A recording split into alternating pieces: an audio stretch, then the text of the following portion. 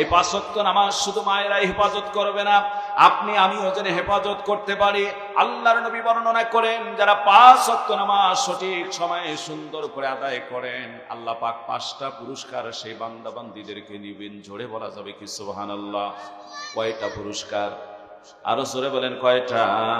5টা পুরস্কার দিবেন। নবীজি বলেন, আল্লাহর নবী বর্ণনা করেন, মান হাফাজা আলাস সালাতি আকরামাহুল্লাহু তাআলা বিখামসি খিসালিন ইয়ারফাউ আনহু দিকাল আইশ ওয়া আযাবাল কবরি ওয়া ইউতিহিল্লাহু কিতাবাহু বিয়ামিনি ওয়া ইয়ামুররু আলাস সিরাতি কাল বারকি ওয়া ইয়াদখুলুল জান্নাতা বিগাইরি হিসাব। রাহু মুত্তাফিকুন আলাইহি। নবীজি বর্ণনা করেন, যারা 5 ওয়াক্ত নামাজ সঠিক সময় সুন্দর করে আদায় করবে, আল্লাহ পাক 5টা পুরস্কার দিবেন। 1 নাম্বার পুরস্কার হলো আল্লাহ জীবনের ভিতরে শান্তি বরকত দিয়ে দিবেন। অর্থ সম্পদ কম থাকতে পারে, কিন্তু জীবনের ভিতরে শান্তি দেওয়ার দায়িত্ব দিবেন আমার আল্লাহ। জোরে বলা যাবে কি সুবহানাল্লাহ? আসমান থেকে শান্তি আসবে, বরকত আসবে, সকিনা আসবে ওই নামাজি ব্যক্তির।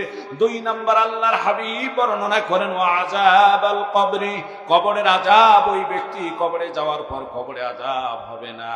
3 নাম্বার নবীজি বলেন, ওয়া ইউতিহিল্লাহু কিতাবাহু বিয়ামিনি, আল্লাহ পাক ডান হাতে নামাজি ব্যক্তিকে আমলনামা দিয়ে দিবেন। ডান হাতে আমলনামা পাওয়া মানে লোকটা হবে জান্নাতি। জোরে বলা যাবে কি সুবহানাল্লাহ?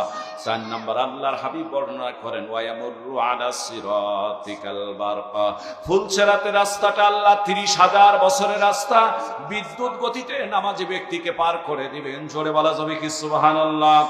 5 নম্বর পুরস্কার নামাজি ব্যক্তিকে আল্লাহ দান করে দিবেন, ওয়া ইয়াদখুলুল জান্নাতা বিগাইরি হিসাব, আল্লাহ পাক বিনা হিসাবে নামাজি ব্যক্তিকে জান্নাত দিয়ে দিবেন।